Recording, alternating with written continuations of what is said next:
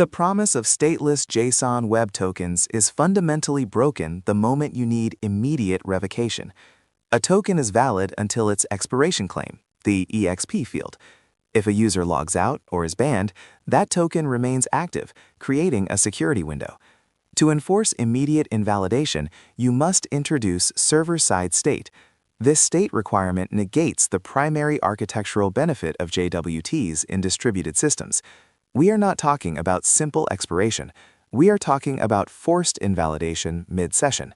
This necessity forces system architects to choose between security immediacy and true stateless scalability. The common solution, blacklisting, introduces latency and complexity, often exceeding traditional session management overhead. Understanding this trade-off dictates your entire authentication infrastructure design. Traditional session management relies on a unique session identifier stored client-side, typically in a cookie. The server maintains a corresponding record in a persistent store, often a database or dedicated cache like Redis. Revocation is achieved by deleting this single server-side record associated with the session identifier. When the client presents the identifier, the server performs a mandatory lookup. If the record is absent, access is denied instantly. This mechanism guarantees immediate revocation with atomic deletion operations. Scaling this requires robust, highly available session stores, but the revocation logic remains simple: delete the key. This contrasts sharply with JWTs, where the token itself contains all authorization data, making the deletion of the token impossible without external intervention. Implementing JWT revocation requires utilizing the unique token identifier, the JTI claim. When a token needs invalidation, the JTI is added to a centralized denylist. This denylist acts as the required state store. Every incoming request carrying a JWT must first be validated for signature integrity. Then the server must check if the token's JTI exists in the denylist before processing the request payload. The denylist entry must be configured with a time to live equal to the remaining lifespan of the revoked token. This ensures the denylist automatically cleans up expired entries, preventing indefinite storage growth.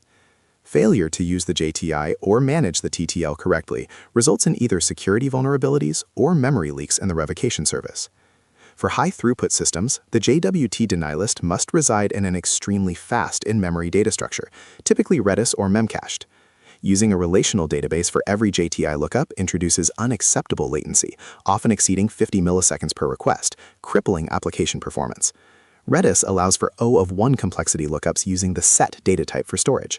Crucially, the denylist lookup adds a mandatory network hop and cache read operation to every single authenticated request path.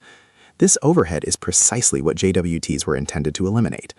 System architects must benchmark the latency added by the denylist check against the latency saved by avoiding database lookups for user roles and permissions contained within the token payload. Access tokens are designed to be short-lived, minimizing the security window if compromised. Refresh tokens, however, are long-lived and are the primary target for persistent session hijacking. Revoking a refresh token immediately prevents the attacker from minting new access tokens. Since refresh tokens are inherently stateful, they must always be stored server-side, typically hashed and associated with a user identifier. Revocation involves deleting this stored record. If a refresh token is compromised, the system must also invalidate all currently active access tokens issued by that refresh token, forcing a cascade revocation. This cascade requires the access token denylist mechanism to be operational, even if the primary access tokens are very short-lived. Setting access token expiration to extremely short durations, perhaps 5 minutes, significantly reduces the risk associated with unrevoked tokens. If a token is compromised, the attacker only has 5 minutes of access before needing a refresh token. However, this strategy increases system load by forcing frequent token renewal requests to the authorization server.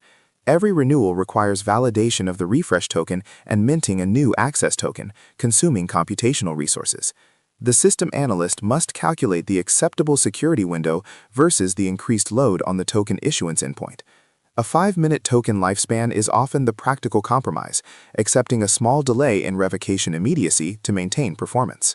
When immediate guaranteed revocation is paramount, the system should utilize opaque tokens instead of self-contained JWTs. Opaque tokens are essentially random strings, similar to session identifiers, containing no inherent authorization data.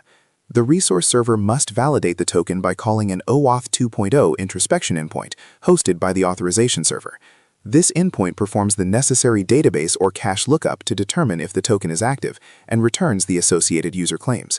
Revocation is instantaneous because the authorization server simply deletes the token record. While this introduces a mandatory network call for every request, it formalizes the stateful requirement and centralizes revocation logic, simplifying resource server implementation. Choosing between sessions, stateful JWTs, or opaque tokens depends entirely on the application profile.